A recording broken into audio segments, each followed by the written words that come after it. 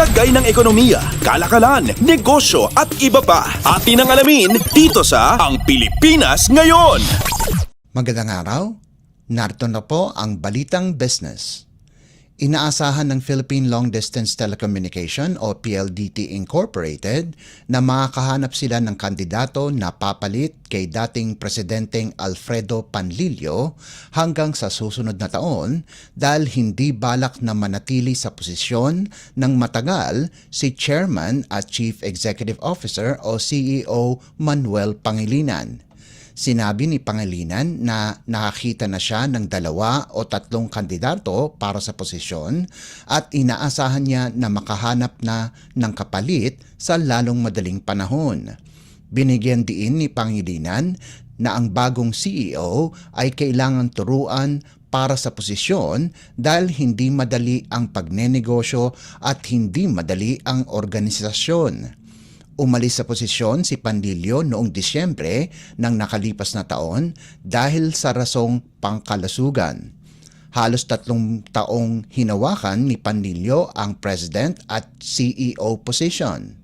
Subalit nananatili siyang direktor sa loob ng PLDT, Smart at MediaQuest Holdings Incorporated, Chairman ng Maya Bank at Bonifacio Communications Corporation, Direktor ng Multisys Technologies Corporation at Multiplay, President ng MVP Sports Foundation, Trustee ng Asian Carriers Conference at miyembro ng Management Association of the Philippines.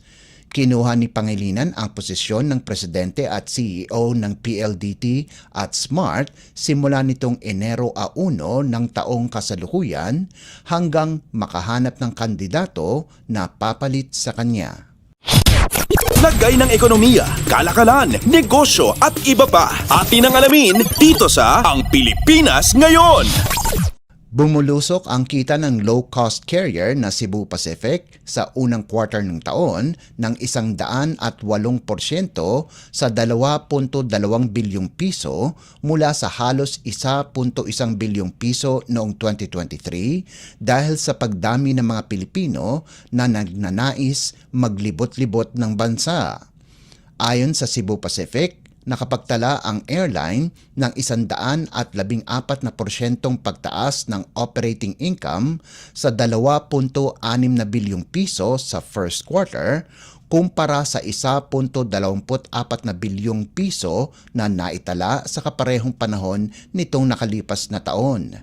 Bukod sa kinita, nakitaan ding pagtaas sa revenue ng 21% sa 25.3 bilyong piso sa unang quarter mula sa 20.9 na bilyong piso noong 2023. Inugnay ang mataas na revenue sa pagdami ng pasahero kung saan tumas ito ng 25% sa 18 bilyong piso mula sa 14 na bilyong piso nitong nakaraang taon.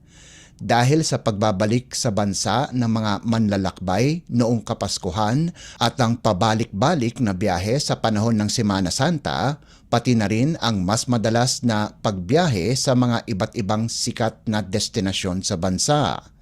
Mula Enero hanggang Marso, nakapagtala naman ang airline ng lagpas 5.5 milyong pasahero kung saan tumas ito ng 14% kumpara sa nakalipas na taon. Lagay ng ekonomiya, kalakalan, negosyo at iba pa. Atin ang alamin dito sa Ang Pilipinas Ngayon. Sinabi ng Department of Energy, Oil Industry Management Bureau o DOE-OIMB na magkakaroon ng rollback sa presyo ng mga produktong petrolyo ngayong linggo.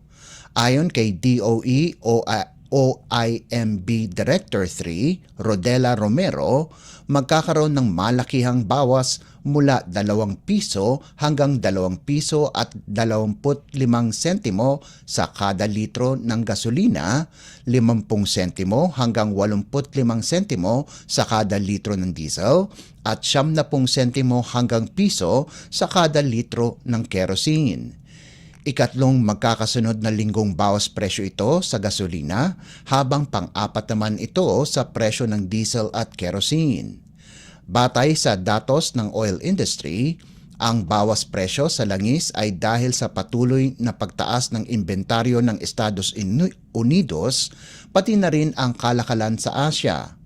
Sinabi pa ni Romero na kasama din sa kontribusyon ng pagbaba ng presyo ng langis ay ang paglakas ng dolyar at ang ulat na tinanggap ng Hamas ang panukalang tigil putukan sa Gaza.